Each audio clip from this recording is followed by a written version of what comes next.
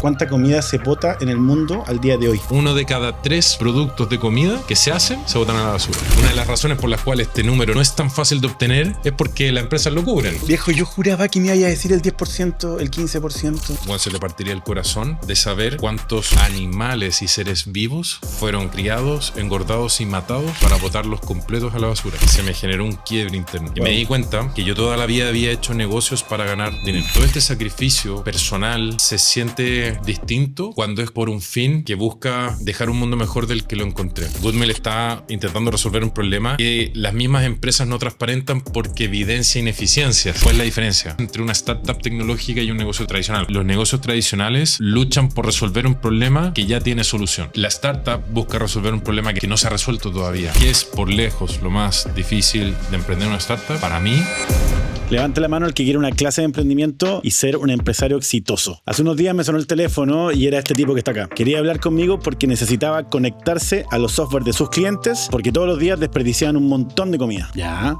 Este es Mariano Delpech. Como dice en su LinkedIn, 3X Founder, 1 Exit. 3 emprendimientos de los cuales uno ya lo vendió en millones de dólares. El primer emprendimiento fue MovePass, que ya se lo vendió a una cadena norteamericana que hoy en día se llama ClassPass. También fue el creador de Blick, que es una marca de audio chilena que tienen distribución en todo el retail. Y este es su tercer emprendimiento, que es Goodmill, que se enfoca principalmente en la problemática de que todos los días hay un montón de comida que los restaurantes y las cafeterías botan a la basura porque está a punto de vencer. En esta entrevista abordamos el tema de por qué un emprendedor serial escogió este mercado tan complejo para desarrollar su nuevo negocio, cómo han sido los primeros pasos y cómo fue que se metió en este negocio, porque él no fue el que lo creó de cero, sino que él se metió en el emprendimiento cuando ya existía. Si quieren una clase de emprendimiento con altas dosis de talento empresarial, no se pierdan esta entrevista. Queremos agradecer a nuestros auspiciadores, a Flow, a Blue Express y a Loading Play, quienes no solamente son herramientas increíbles para que tu e-commerce funcione de manera automática, sino también son quienes hacen posible que podamos documentar este tipo de experiencias para que tú puedas nutrirte y puedas tener herramientas increíbles para tu negocio. Ahora los dejo con el podcast.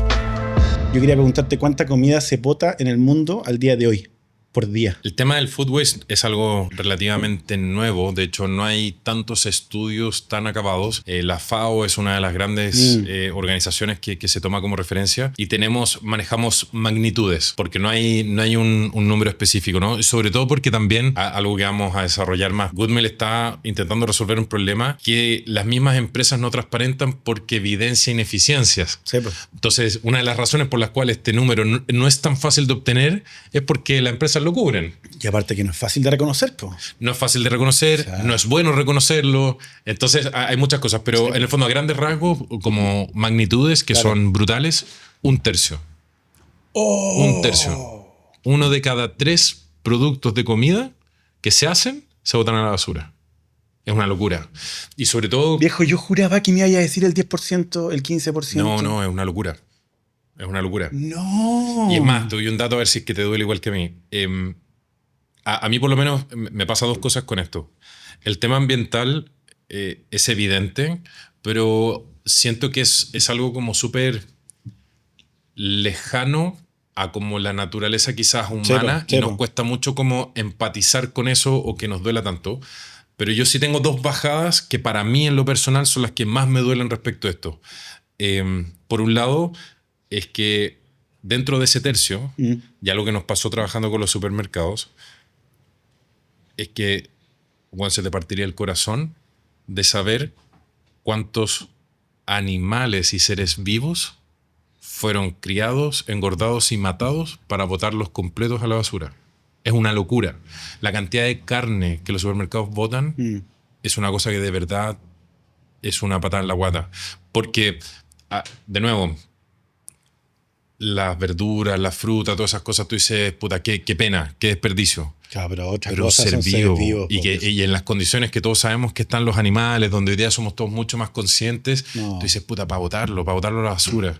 Entonces, eso para mí es tremendo. De hecho, una vez un amigo alemán, y cuando me salgo de Esturión, y él lo conocía de esa industria, de la industria de electrónica, le cuento esto, se vuelve loco, él es medioambientalista, y me manda un estudio que habían hecho en Alemania de la cantidad de pollos, chanchos y vacas que se mataban en vano todos los años. Pero es que debe ser, claro. No, o sea, brutal. O sea, porque es algo que efectivamente nunca Sí. como humanidad hemos llevado la accountability de eso. Exacto. O sea, de hecho, así, descontrolado. Descontrolado. Sí, imagínate la cantidad de pollo que se consume, que se cría, y que te digan 1 de cada 3 va a la basura. Completo, 1 de cada 3. Entonces, para mí ese es un lado que me toca una fibra fuerte, porque en verdad veo que hay una crueldad innecesaria. ¿Y para qué? Y por otro lado, la otra arista, que es más tangencial, que también me mueve mucho respecto de solucionar este problema, es que no solo botamos un montón de comida y matamos animales en vano, sino que encima hacemos todo esto mientras hay gente que no tiene comida, o que la inflación lo tiene con el cuello, con el agua hasta el cuello, y no logra comprar cosas. Entonces, tú dices, son dos problemas que si bien no son derivados uno del otro, es decir, no van de la mano, como... pero la coexistencia de ambas es un ilógico, ¿cachai? Es algo que a mí me mueve. Entonces, yo diría que esos son mis dos grandes puntos como con los que yo me tocan una fibra, más allá del tema quizás ambiental, que si bien sí, lo veo más lejano, estas dos cosas las veo mucho más cercanas. Sí. ¿Qué fue lo que te llamó la atención? Eres un emprendedor serial. Como dijimos al principio, este es tu tercer emprendimiento. Te has metido, lo vamos a hablar en la parte 2, pero te has metido en rubros súper distintos. Sí. Te has metido en tema electrónica, te has metido en temas de fitness. Sí. De marketing, de una agencia. De marketing, te una agencia de performance. Sí. ¿Qué fue lo que te llamó la atención de este negocio? ¿Por qué te metiste a este negocio? ¿Dónde está el click? Perfecto. Mira, es buena pregunta. Y es buena pregunta sobre todo porque después de que sin saber lo que estábamos haciendo, emprendimos con mis socios en Movepass, que era una startup tecnológica sin tener idea de lo que en ese minuto era una startup tecnológica, no era lo que es hoy en día. Esto es 2013, 2014. Con todo lo que lo sufrimos, yo juré nunca más volver a esto. Nunca más. Bueno, de verdad. Y encima está en una posición súper cómoda. Estaba ahí. Pero lo peor es que no es que fue por necesidad, porque estaba con Nesturión, que habíamos lanzado Blick, se había convertido en la segunda marca más vendida en Chile, estábamos casi por quebrar de lo mucho que estábamos creciendo.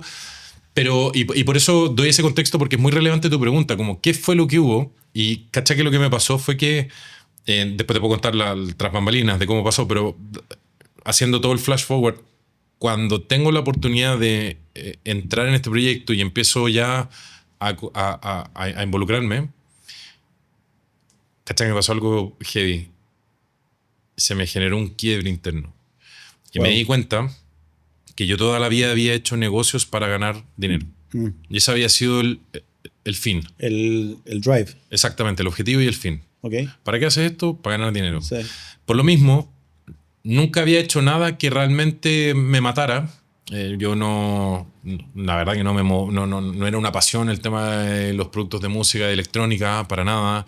El tema del deporte, si bien siempre fui deportista con mis amigos, de hecho los 4 founders, los 4 socios éramos rugbyistas del mismo club, 3 de ellos fuimos seleccionados nacionales juntos. Era fitness, era otra cosa, ¿cachai? Era clases de zumba, o sea, cosas con las que yo realmente no me sentía identificado. Claro. No, pero al final era plata. Y me pasó que conocí a Goodmill, conocí al equipo y vi este problema y en el fondo dije, wow, ya llevaba muchos años encima de emprendimiento y me daba cuenta del sufrimiento que implicaba. Entonces al final dije, puta, todo este sacrificio personal por proyectos que de alguna manera pueden ir cambiando, se siente distinto cuando es por un fin que busca dejar un mundo mejor del que lo encontré. ¿Cachai? Como que en el fondo yo dije, en algún minuto todos nos vamos a morir. Y al final hiciste más plata, menos plata, un proyecto más choro, un proyecto menos choro.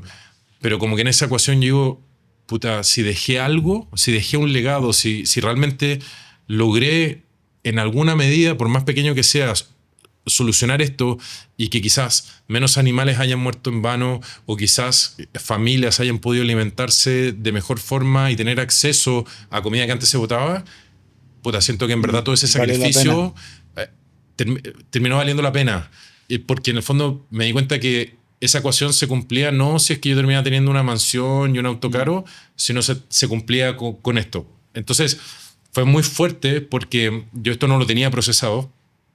siempre me sentí vacío haciendo lo otro, pero nunca entendí por qué. Y cuando descubrí esto, entendí el por qué.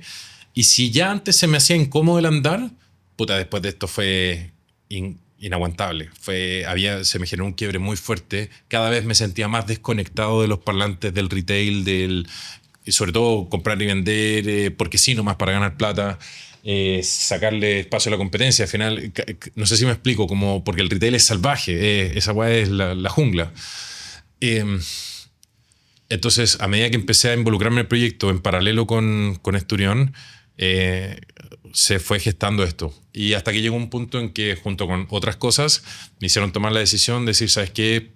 Pucha, parece que me quiero ir de cabeza a este proyecto. Y tomé la decisión, vendí todo y me vine de cabeza. Y es principalmente por eso. Porque realmente creo... Con un propósito, con una... Tiene un propósito que realmente me mueve. Que te mueve. Lo cual es súper difícil de manejar también, porque uno cree que porque tú tienes un negocio con propósito, como que vives arriba de una nube y todo está bien y todo es feliz. Y no, la realidad, como hablábamos antes en las pre-intro, los negocios son negocios, todos son iguales, todos tienen un flujo de caja, todos tienen un estado de resultados, todos tienen que vender. Entonces tienen los problemas cotidianos del día a día. Claro, y tienes que sacar adelante la pega. Exacto. Igual. Entonces, lo que tiene es que me permite, si bien existe, tengo que hacer un ejercicio consciente de salir de ahí y volver a enchufarme a esto otro. Y ahí es como que tú dices, ya, ¿por qué estoy haciendo esta weá? ¿Por qué lo estoy pasando mal? Ah, era por esto. Ya, y eso recarga pila, dale, vamos. Claro. Sí. Yo quiero entender el detalle de cómo partió, porque aparte hay una historia re bonita de cómo partiste, porque tú me lo contaste, entonces creo que vale la pena contarla. ¿Ya? ¿Cómo partiste de Good Meal y cómo te saliste del otro negocio? ¿Cómo fue eso? Perfecto. Good Meal, yo en paralelo, como te contaba, a Esturión, que tenía Blick, hicimos Movepass, ¿cierto? Sí. Movepass, que era esta startup de deporte, nos compró, ese es el exit que aparece, nos compró ClassPass, que son esta empresa americana, el unicornio y referente del mundo en esto. Y después de eso, de alguna manera como que quedé con Esturión y con Blick, pero muy conectado al ecosistema de emprendimiento. De hecho, Javier, que era mi socio tanto en Esturión como en Movepass, entró a ser mentor en Startup Chile. Él me presentó a la gente de Startup Chile y yo entré como mentor también. Entonces, ahí no sabía eso. Bueno. Me gustó mucho como también el devolver. Bueno, siempre que hablamos de cosas y de repente quizás doy más consejos de los que me piden, pero porque me gusta mucho como ayudar. A nosotros nos han ayudado mucho, constantemente me ayudan. Está buenísimo, sí. Entonces me alimenta mucho como la parte de la mentoría y poder apoyar a otros emprendedores. Y entonces lo que pasa es que en este minuto, en este espacio de la vida, mi señora, que también es abogada, tiene la oportunidad de tener restaurantes. Entonces se lanza en un proyecto familiar con restaurantes y empieza a ver el tema del desperdicio y descubre Good Meal. Apenas se lanza. Fue early adopter y heavy user, pero mal. Me tenía... Y era fan. Bueno, me tenía comprando a toda la ciudad en auto, rescatando comida y me hablaba de Good Meal. Y esto fue el año 2020, en pandemia. Y resulta que esas cosas que son como se tienen que dar, vamos a almorzar un día a un restaurante, pero un día de semana, en diciembre, cuando ya el año empieza como a decantar, está todo más tranqui, y justo al frente de ese restaurante había una feria navideña, de esas que venden chucherías, tacitas, todas esas cosas, antigüedades. Entonces, después de comer, a ella le encanta eso, empezamos a pasar por ahí y me vas a creer que entre medio de todo eso veo a dos niños con un pendón. Chico. Con un pendón repartiendo flyers de Good Meal. Entonces yo veo esta weá y digo, bueno. Esto es una señal. O sea, no, yo no me lo tomé así, sino que los vi y dije, me sentí tan identificado con cuando yo había partido mi startup que no tenía idea de lo que estaba haciendo, porque imagínate, una aplicación repartiendo flyers. No, una locura. Es una locura. Por eso en una feria navideña, ¿cachai? Entonces yo lo veo, me cago de risa, y le digo a Flor, bueno, mira, está en Good Meal, se vuelve loca, va, los abraza, oye, me encantan, los felicito, todo lo mejor del mundo. Y cuando vuelve donde estaba yo, volvió tan energizada que le digo, ofréceles inversión.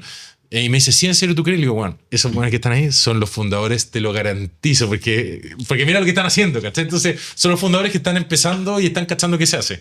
Entonces, bueno, va Flo, les dice, oye, no sé si están buscando inversionistas, me podría interesar. Sí, le dicen, se le tiran al cuello, dame tu teléfono. Entonces, bueno, intercambiamos teléfono, nos juntamos una semana después Y ahí empezamos a conversar y pasa que habían lanzado la aplicación hace 2 meses. Entonces estaban en nada. Estaban recién partiendo. Entonces cuando nos juntamos le dije, pucha, mira, no son invertibles porque están recién partiendo.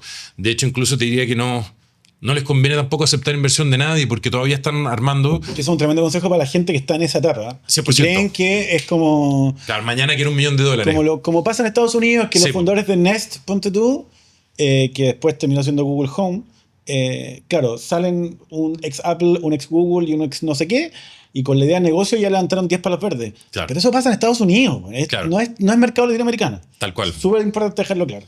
Y entonces le digo, mira, no son invertibles, pero les propongo algo.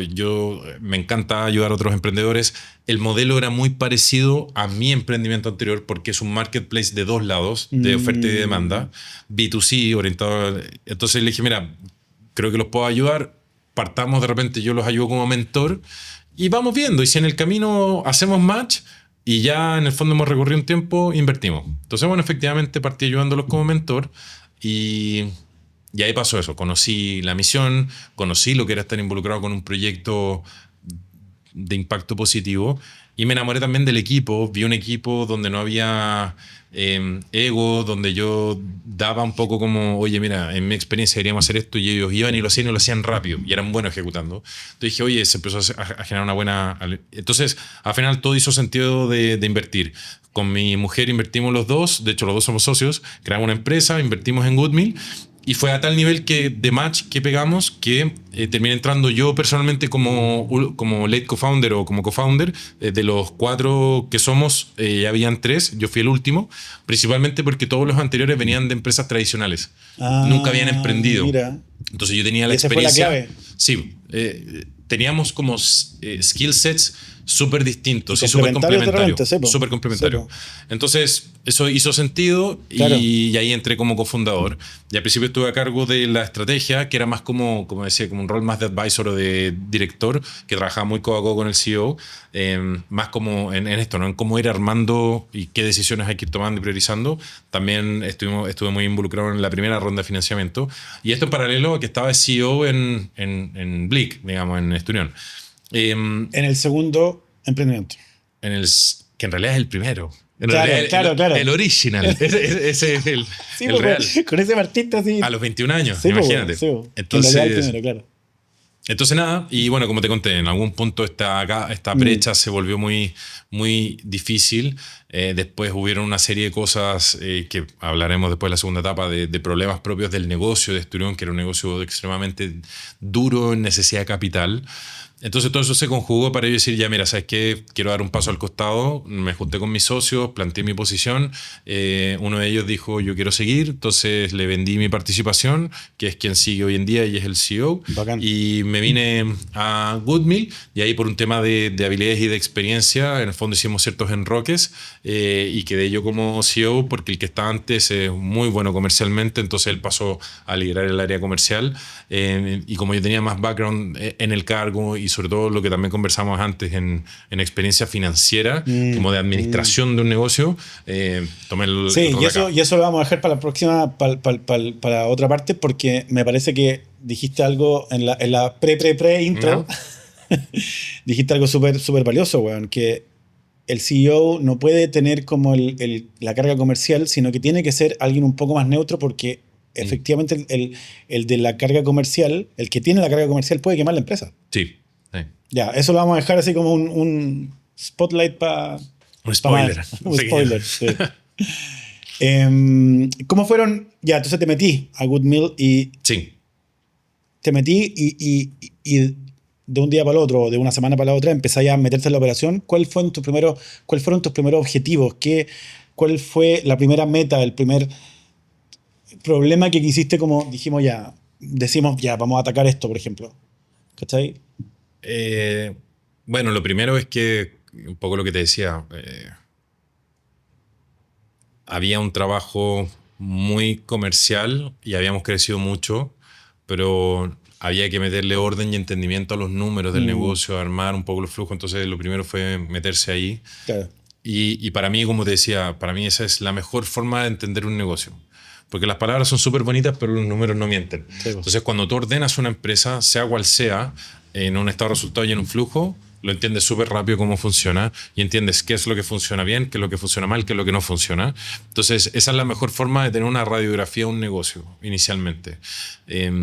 Por eso, lo que hablábamos, existen tantos fondos de inversiones que solo a través de la parte financiera logran llevar fin a un negocio, porque al final ahí tú ves cuál es la realidad del negocio. El resto son todas palabras. Esa es la realidad. Entonces, lo primero fue eso, y a partir de eso empezar a tomar decisiones de hacer foco. Yo soy un enfermito del foco, yo soy obsesivo. Creo que es tan difícil emprender que la única forma de mejorar tus chances de éxito son haciendo un extremo foco en la cosa que tienes que hacer para que esto funcione. Sí. Y de última, después tomar las 99 oportunidades que hay, pero si tú te desenfocas en tratar de tomar todas las oportunidades, puedes morir remando hasta llegar a la orilla. Entonces, hicimos mucho foco, teníamos varias unidades de negocio andando, se evaluó cuáles eran las que estaban funcionando, cuáles no, se cerraron unidades de negocio, hicimos foco en una. Eso implicó reducir el equipo, reducir un montón de cosas. Entonces, ahí como que de alguna manera se afiató el negocio, se concentró para después volver a crecer. Y eso te quería preguntar, ¿cómo manejáis la relación con tus socios? Tus nuevos socios, ya con la experiencia de otros 2 emprendimientos antes, pero primero que nada son nuevos socios, y segundo que nada pasaste de ser un advisor que te hacían caso y buena onda, pero ahora ya eres, un advisor inversionista, ahora ya eres gerente general y es compadre, aquí yo mando. ¿Cómo es eso? ¿Cómo fue esa nueva relación, esa nueva dinámica? Sí, es buena pregunta. Es buena pregunta porque, de repente tú les preguntas a ellos y te dicen que no, pero yo creo que lo importante también es... Yo tengo un estilo de liderazgo que me importa mucho, el nivelar la comunicación. Porque creo que cuando todos tienen el mismo nivel de información, no es necesario poner la jineta encima, como dijiste tú, de esto es así porque lo mando yo, sino que es como, oye, estos son los números, esto es lo que está pasando, por ende yo creo que deberíamos hacer esto. Y al final, como es una secuencia lógica, difícilmente se hacen argumentos, o si es que se hacen, son enriquecedores, porque hay otras miradas, pero no es dictatorial, ¿cachai? No es como, esto es lo que hay que hacer porque esto es lo que hay que hacer porque lo digo yo. Tremendo. Y para eso es difícil, porque tienes que romper un montón de temas culturales respecto de los silos de información. Por ejemplo, una de las cosas que yo empecé a hacer es eliminé las reuniones 1 a 1. Todas las reuniones son con todo el mundo. Y todo lo que se habla están todos enterados. Porque ahí tú empiezas a nivelar la información. Si yo hablo contigo una cosa, después hablo con otro, y después contigo hacemos A, el otro no entiende por qué están haciendo A y le está remando para hacer B. Entonces, creo que para mí, por lo menos lo que me ha funcionado es eso, es generar total lineamiento en términos de la información y todo lo que se está gestando, o por lo menos en el equipo de liderazgo, que son quienes tienen que después empujar y tomar decisiones. Y respecto de la primera parte de tu pregunta, es que sí te podría decir, en base a mi experiencia, que es más fácil emprender con personas que no son amigas tuyas. Ya, a ver, me quiero meter ahí. Por eso te iba a preguntar, ¿por qué? Mi primera empresa fue con 2 de mis 3 mejores amigos. Y a medida que he ido avanzando, he ido incorporando gente que no conocía. En Esturión invitamos a un tercero que no era amigo nuestro. Y ahora con la gente de Woodmill no eran amigos míos. No los conocía, nos conocimos andando. Y es infinitamente más fácil. Infinitamente. Porque es lo mismo cuando tú vives con un amigo o vives con alguien X. Los límites son más claros, son más fáciles, no se transgreden, porque en el fondo yo no tengo tu confianza, yo no soy tu amigo. Entonces es más fácil, es mucho más fácil. Cuando, tú lo sabes mejor que yo, somos los 2 emprendedores, hay momentos en donde hay frustración, hay calentura, se dicen cosas de más. Entonces, cuando tú y yo no somos amigos y trabajamos juntos, por ahí me pesa menos. Pero si somos amigos toda la vida y tú me dices algo que yo considero hiriente, después me caga, después te tengo que ver en un carrete. Entonces, en mi experiencia creo que es más fácil de manejar las relaciones con socios cuando no son amigos. ¿Cómo fue ese primer año? Voy a decir un par de preguntas para salirme del libreto. Ya. Pero creo que son importantes. ¿Cómo fue ese primer año en que tú tomáis el liderazgo con estos nuevos sistemas de estas transparencias de información? Uh-huh. ¿Tú sentiste que se avanzó, que se cumplió los objetivos? ¿Cómo mejoró el tema financiero o el tema financiero es algo más de largo plazo? ¿Cómo fue eso? Sí. O sea, te hice como 7 preguntas en una, pero... Sí. A ver, sí. Muchas de estas cosas son difíciles de responder porque son percepciones, ¿no? Okay. Ahora, el sentimiento general que yo tengo del equipo es que sí, que mejoró mucho porque al final, al haber más comunicación y más transparencia, todos se sienten más parte, hay un objetivo que es más claro, las cosas que pasan, se entiende cuál es el contexto de por qué pasaron. Entonces sí, yo creo que efectivamente el cambio fue positivo y sobre todo porque también teníamos un tremendo componente comercial en un área administrativa, ¿cachai? Entonces también, un poco lo que hablábamos también antes. Como que se reorganizó. Teníamos jugadores en posiciones que no éramos naturalmente hábiles, ¿cachai? Entonces al final eso también remaba en contra de la misma empresa y de los resultados. Entonces cuando reordenamos y las fichas correctas estaban en los lugares correctos, todo empezó a fluir de manera mucho más natural, con menos fricción, y todo empezó a mejorar, digamos, los números, los resultados, la cultura, los procesos.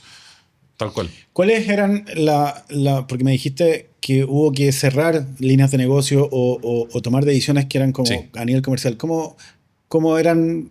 Cuéntame un poquito la estructura del negocio antes de y después de que tú fueras ahí CEO. Lo que pasa es que cuando nosotros partimos con una solución para que tiendas que nosotros denominamos como food service, que son tiendas que venden comida a consumidor final, verdulería, pastelería, cafetería, panadería, ese tipo, que tienden a ser tiendas que pueden ser grandes o chicas, pero son tiendas, digamos, en el fondo que pueden haber cadenas o no, pero son tiendas en el fondo que atienden público. Nosotros teníamos una solución para ellos y funcionaba súper bien y empezó a escalar. Nosotros, que es parte natural de las startups, hay un momento en el cual tú, cuando levantas plata, sobre todo en las primeras rondas, son para validar ideas de negocio. Entonces, nosotros lo que hicimos es, ok, somos capaces de darle una solución a este segmento de tiendas. Perfecto. ¿Seremos capaces de darle solución a un supermercado? No sé, probemos. ¿Seremos capaces de darle solución y ahí estáis validando a un Carosi, a un productor? No sé, probemos. Ya está validando. Entonces, esta es como en la teoría de las startups, este es el momento más delicado de una startup. De hecho, acá es cuando están como en el Valle de la Muerte. ¿Por qué? Porque no tienes un gran entendimiento de tu negocio, no tienes gran capacidad de ejecución porque no tienes infinitas personas, no tienes infinitos recursos, acabas de levantar plata y estás decidiendo gastarte esa plata en vez de hacer all-in en lo que sabes que funciona, en probar y desenfocarte, porque puede ser que haya una oportunidad mejor y es válido y es parte normal que se haga, porque imagínate, efectivamente al lado había un negocio mucho mejor. Nunca lo validaste. Entonces, lo que empezamos a hacer es que empezamos a trabajar con supermercados, empezamos a trabajar con las grandes productoras y ahí nos dimos cuenta, en todo este tiempo, que empezó a ser un peso muy grande en la empresa en términos financieros, crecimos mucho en personas, los procesos se complejizaron, teníamos muchos modelos de negocio distintos y finalmente llegó un momento que cuando hicimos el cambio y tomé el cargo fue como ya, es hora de sentarnos y decir ya qué funcionó y qué no. O sea, en algún momento hay que transparentar esto y tiene que ser una prueba. No puede ser una prueba ad eternum porque te puede matar. Entonces, ok, dale, son 6 meses, listo, tiempo suficiente. ¿Qué funcionó? ¿Sabes qué? En supermercados no funcionó. ¿Por qué no funcionó? Porque los supermercados necesitan que nosotros tengamos a una persona física en cada una de sus salas armando cada una de las bolsitas. Imposible. No podemos tener un ejército de personas, listo, chao, para afuera. Las grandes productoras, funcionó pero a medias. ¿Cómo es eso? Funcionó porque efectivamente tienen excedente y efectivamente están dispuestos a sacarlo y el consumidor final lo compra, pero la mecánica no es sostenible, que era comprar y vender. Entonces nosotros pasamos además de un negocio 100% tecnológico, teníamos una compraventa de alimentos en última etapa de vida. Claro. ¿Cachai? O sea, fue súper complicado. Bodega, operación, logística. Nada de tiempo. Nada de tiempo para rotarlo. Así tiene que salir. Encima entramos en lo que también hablamos antes, un negocio de servicios se mezcló con un negocio de productos. Por ende entró un factor de capital de trabajo que antes no existía, en plata que está parada en bodega, que no rota. Entonces también se corta. Y nos decidimos quedar con el modelo 100% tecnológico de Marketplace para este segmento de tiendas y lo que buscamos hacer es desarrollar la tecnología, al igual que un Mercado Libre, para permitir que si un supermercado quiere vender a través nuestro, como es un Marketplace, lo puede hacer. Pero bajo su operación. Y lo mismo los grandes operadores. De hecho, así fue que sumamos a Notco hace poco, que tiene su propia operación, y nosotros somos la tienda, el canal. Lo mismo Las Viñas. Entonces, y lo sumaste como un seller. Como un seller más. ¿Cachai? Es un seller más. Que no tiene un lugar físico, por ende no puede ofrecer retiro, tiene solo delivery. Chao. Entonces, empecé a emular mucho el modelo de Mercado Libre de un marketplace tecnológico puro y duro. Entonces, ese fue el foco y eso es lo que hemos hecho en el último tiempo. Entonces, hubo todo un proceso de sanear todo esto. Cada estructura que te digo eran equipos distintos, entonces hubo que reordenar, fue duro, pero así fue que hoy día estamos 100% enfocados. De hecho, estamos abriendo Colombia ahora. ¿Hoy día cuál es el foco? Eso te iba a preguntar. Hoy día el foco es el que te acabo de decir, es 100% tecnología, servicio, para permitir que las empresas vendan a través nuestro, con su operación, Marketplace, con su operación a nuestros consumidores, y nosotros hemos invertido mucho en tecnología, en hacer que la experiencia sea cada vez mejor y en entender mejor quién es el usuario, quién es el consumidor al que mayor valor le agregamos. Y bueno, hoy día estamos en Chile y en Colombia. Ya el lunes 30, esto yo sé que va a salir después, pero para cuando salga ya vamos a tener operaciones en Colombia. Primero advisor, después advisor con inversionista, después CEO. Ajá. Empezáis como a tomar decisiones, se cierran canales de ventas, se potencian otros, se reorganiza el equipo. Empieza la cosa a funcionar mejor. ¿Cachai? ¿Tenía alguna experiencia que fue dura en ese camino? Todo lo que hemos hablado fue duro.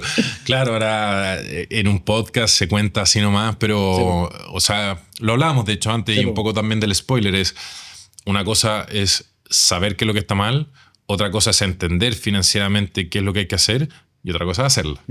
Entonces ha sido duro, y sobre todo es duro porque ¿te acuerdas cómo hablábamos que existían dos modelos de negocio?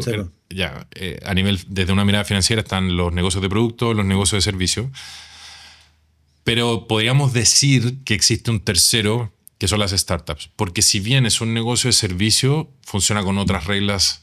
Y es que es un negocio que es constantemente deficitario, entonces tienes que tener guata para ver siempre números rojos, y que largo rato vas a ver números rojos hasta que dejes de crecer. Y dos, y para responder tu pregunta, ¿qué es por lejos lo más difícil de emprender una startup? Para mí, levantar plata. Levantar plata es soul wrecking, te consume, porque en el fondo piensa en esto. Estás en una guerra, en el día a día, con 1 millón de problemas, con 25 millones de razones por las cuales no va a funcionar tu negocio, teniendo que tomar decisiones sin tener data que la respalde. O sea, en el fondo, mucha guata, mucha experiencia, mucho conversar, tener mentorías. Te equivocas, hay problemas, estás quemando más plata de la que debías, no estás logrando la venta que necesitabas, ves cómo se te acorta la vida esto. Y en paralelo, tienes que ser capaz de vestirte como la empresa súper sexy, que sabes lo que estás haciendo, decir que tienes un plan de acá a 5 años, de cómo le vas a ganar al mundo. Decir heavy. Entonces, esa disociación... Bueno, y tenés que estar listo para la fiesta. Es durísima, porque aparte encima eso viene de la mano con feedback. Entonces, hablas con gente que encima opina de tu negocio. Como, es que sabes que yo creo que, no sé, o lo estás haciendo mal, o tu negocio creo que es malo. Entonces, que eso se siente como una patada en la guata. Entonces, es muy difícil, o en mi experiencia, para mí ha sido muy difícil, y es el aspecto más difícil, estar en la operación, sentir el dolor, el rigor de la operación, y desdoblarte y en el fondo presentarte como que está todo bien y que eres un bacán y que esto es lo mejor del mundo para atraer a que un inversionista crea en ti y crea en el proyecto. Porque hay días que estás mal y que puta no te salió nada y es muy difícil. Hay meses completos.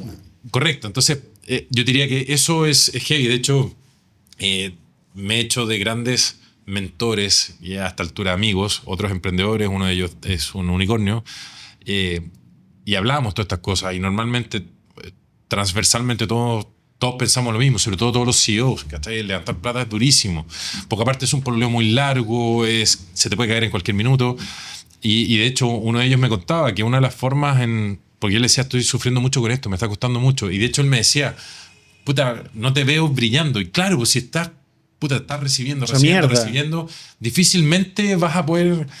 y en el fondo él me decía que ellos lo que habían hecho para poder superar esto es que con sus socios se separaron y uno estaba 100% en el día a día y el otro no tenía idea de lo que estaba pasando. Solo estaba tomando cafés con inversionistas, hablando de cómo iba a salvar al mundo, y me decía, esta hueá funcionó porque el güey no tenía idea de lo que estaba diciendo. Si es que hubiese querido llevarlo a la práctica y hubiese sabido los problemas operacionales que hay, no lo dice. Pero gracias a que no estaba viciado, pudo prometer en el fondo una visión espectacular que los inversionistas compraron y gracias a eso en el fondo fueron haciéndola. Funcionó. Entonces es difícil, es súper difícil esa dualidad de estar en la operación y vender futuro. ¿Qué rol juegan los socios ahí? ¿Cómo funcionaron tus socios nuevos? ¿Cómo fue esa relación? ¿Qué fue lo más fácil, lo más difícil? ¿Te refieres como al tema del levantamiento de plata o en general? O sea, estaba claro, por un lado había que sacar la empresa adelante y por otro lado había que levantar plata. Bueno, lo que todos te dicen y que es así porque no puede ser de otra manera es que el levantamiento de plata te desenfoca mucho. Entonces también tienes que estar muy en línea con tus socios necesito que la tomen operación esto, del día a día, porque hay que seguir funcionando. Exacto. Y tenés que funcionar bien. Exactamente. Claro. Entonces ahí tiene que haber un apoyo importante. No todos pueden hacer lo que te contaba de este amigo de separarte materialmente, y tienes que seguir, pero sí es clave apoyarte en tus socios, en decir, oye, ¿sabes qué? Voy a estar levantando plata, de repente voy a estar en otra, voy a tener la agenda llena, voy a estar pidiendo información porque me la están pidiendo. Y además que es un proceso que es largo, son meses. Y en una startup un mes es un año. Sí, pues, bueno. Esta son meses. Sí, pues, bueno. Entonces, no, fue clave. Es clave eso. De hecho, sí. De hecho, por eso yo entiendo mucho cuando los fondos de inversiones dicen que a los solo founders no les ponen plata. Es que en verdad es demasiado. Porque a diferencia de un negocio tradicional, o como yo entiendo la diferencia entre una startup tecnológica y un negocio tradicional. ¿Cuál es la diferencia? Para mí, la diferencia radica en algo súper sencillo, y es que los negocios tradicionales luchan por resolver un problema que ya tiene solución. Y que ya lo han hecho otros. Exacto. La startup busca resolver un problema que no tiene solución, que no se ha resuelto todavía. Sí. Entonces, cuando tú estás tratando de resolver algo que nadie ha resuelto y que no sabes cómo se resuelve y no sabes cuál es la mejor forma de hacerlo, imagínate la cantidad de variables que hay. Son infinitas. Infinitas. Es por acá, es por allá, es así, es asá. Entonces, es mucho. Y en paralelo tienes que tener una operación, en paralelo tienes que levantar plata. Entonces, si no tienes apoyo, no tienes otros socios, las chances bajan dramáticamente. Si ya son bajas, ahí bajan dramáticamente.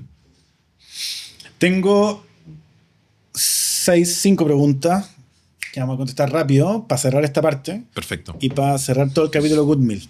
¿Ya? Ok. Don Mariano, objetivos de este año. ¿Objetivos de este año? Perfecto. Con Goodmill. Objetivo de este año es el lanzamiento Colombia, que se viene ahora en octubre. Ya desde septiembre que estamos trabajando con el equipo, ya tenemos la tecnología habilitada ya, el lunes se lanza. Se viene el lanzamiento con Starbucks allá. Y respecto de Chile, estamos justo en un punto de inflexión en donde Chile ha crecido y ha madurado mucho, pero ahora tenemos un entendimiento muy profundo del negocio y estamos aplicando acciones que van a hacer que esto explote. Entonces estamos justo en ese punto de inflexión en este trimestre que viene, en donde todo, un poco lo que te decía antes, cuando te preguntan, oye, ¿cómo va Goodmill o cómo va tu empresa? Hay tanto trabajo invisible que en el fondo recién ahora se va a empezar a ver. ¿¿Estás abierto o necesitan levantar más capital? Siempre. ¿En qué usarían esa plata? Siempre como te decía, las startups son por definición deficitarias porque siempre buscan crecer. Entonces tú siempre vas a estar bajo el agua. Es como que tú vas todo el tiempo o debieses estar todo el tiempo buscando el punto de equilibrio, acercarte. ¿Cachai? Estoy gastando, aumento mis gastos, tengo que crecer en ventas para llegar, después vuelvo a crecer, vuelvo a aumentar los gastos para volver a crecer y así. Entonces sí, de hecho el próximo año estamos buscando y ya planificando hacer la Serie A, que es como la primera serie formal más estructurada. Y el objetivo de eso es tener los recursos suficientes para... ya maduramos Chile, terminar de madurar Colombia, desarrollar Colombia y abrir México. Nuestro objetivo es ser la solución más importante de México para abajo, de todo lo que es Hispanoamérica por lo menos, de lo que es el food waste. ¿Tenía algún objetivo de cuánto capital queréis levantar? No de momento. ¿Y objetivos para el próximo año? México, la Serie A y México. ¿Sentís que el equipo de socios está bien? ¿Necesitaría incorporar nuevos socios o no hay opción de que se incorporen nuevos socios como la operación? No. ¿Nuevos co-founders? Sí.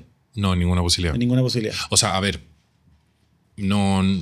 ¿Qué pasa si un tipo cielo, sí, por ¿qué eso pasa si Whole Foods te quiere decir, oye, ya yo entro, pero entro como no solamente como inversionista, sino que nos queremos meter en la operación porque Juanito es un experto nuestro y va a entrar como co-founder, por ejemplo? A ver, siempre abierto. Cuando la misión es grande, cuando la visión es grande, cuando la ambición es grande, tienes que estar abierto a sumar la mayor cantidad de apoyo y de recursos posible. Entonces, si tú me preguntas hoy, ¿estás buscando otro co-founder? No. ¿Me ha pasado que en mis conversaciones con inversionistas alguien quiera entrar de co-founder? No. ¿Puede llegar a pasar? No lo sé. Y si llega...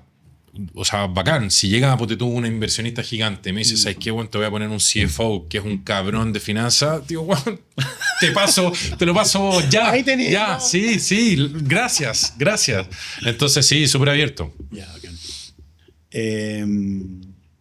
¿Cuál es el sueño con Goodmill? Te voy a cambiar un poco la última pregunta. ¿Cuál es el sueño con Goodmill?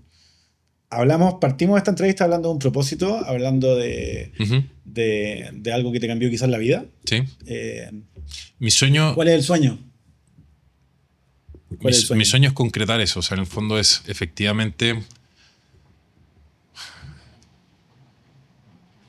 A mí me gustaría que Goodmill sea realmente la pieza clave en el ecosistema actual para poder darle solución al food waste.